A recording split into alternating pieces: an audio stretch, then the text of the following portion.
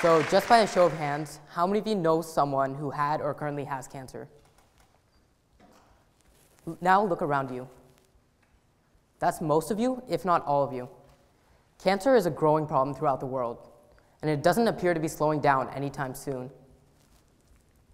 Last year, there was a total of 14 million new cancer patients globally. The World Health Organization estimates that there will be 440 million new cancer patients over the course of the next 20 years. In the US alone, there will be 1.6 million new diagnoses of cancer in 2015. The numbers are alarming, and unfortunately, they don't appear to be slowing down anytime soon. Those of you who raised your hands know that cancer is a devastating disease, not just to the patient, but to the patient's family members, to the patient's friends, and close relatives. So the question arises, what can we do to help? Not everyone in this room is a molecular engineer, or an oncologist, or a radiologist. So what can we do?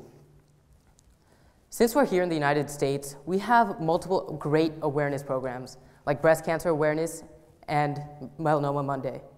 These cancer awareness programs help educate us on what the disease actually is. They let us know that some forms of cancer are curable, and as a result, we continue to fight every single day to strive and hope that the patient will be better. Unfortunately, this isn't always the case outside the United States. During the summer of 2013, I traveled to Madurai, a small town in southern India, where I talked to a few of the patients and really assessed their awareness on cancer and what they believed cancer really was. India is developing really fast, and as a result, awareness on certain diseases are getting way better. But certain rural parts of the country are still being severed from the urban areas. Madurai is one prime example. Many of the answers I received from these patients were astounding. Being a very religious part of India, many of the patients believed that they got cancer because God had given it to them, because God believed they had sinned, because they had done something wrong, and he wanted them eradicated from the earth. This is very problematic. This got people to believe that they were meaningless, they had no worth in society. They also believed that cancer was incurable, there was no treatment for it, and it was just a death sentence looming over their head, waiting to chop down. This isn't the only problem. This is only half of it. Cancer treatment's also very expensive. Most of the time, cancer treatment is more than the average annual income for a family. This, coupled with the belief that cancer is a sign, a curse, this causes many of the patients to refuse to seek treatment. Those patients who did seek treatment did so regretfully. Many times, many patients I talked to believed that cancer treatment was just this scam created by doctors to reap money from the poor. Many patients believed that their family was wasting their money on treatment because cancer was not treatable. One patient even told me that she felt, quote, a time bomb waiting to explode. These are troubled words. Words from a patient who for years had been told that cancer was a curse, not a disease.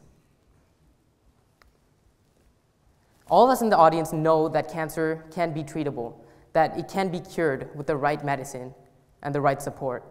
But people in India did not know that. Unfortunately, cancer doesn't just affect the patient, it affects the community as well. Oftentimes, cancer patients return back home and are not welcomed with open arms. They're shunned from society because society treats them as an alien. Society believes that they had done something wrong to get cancer, and as a result, treats the patient with scorn.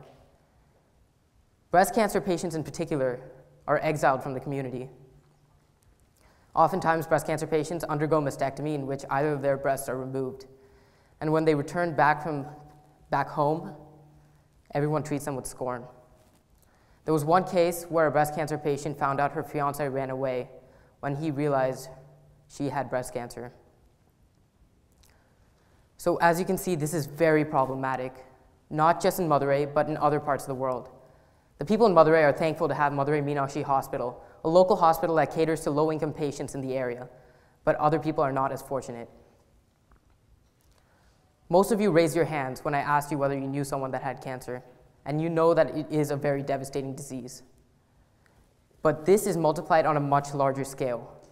The lack of awareness on cancer and the disease itself causes many, many problems.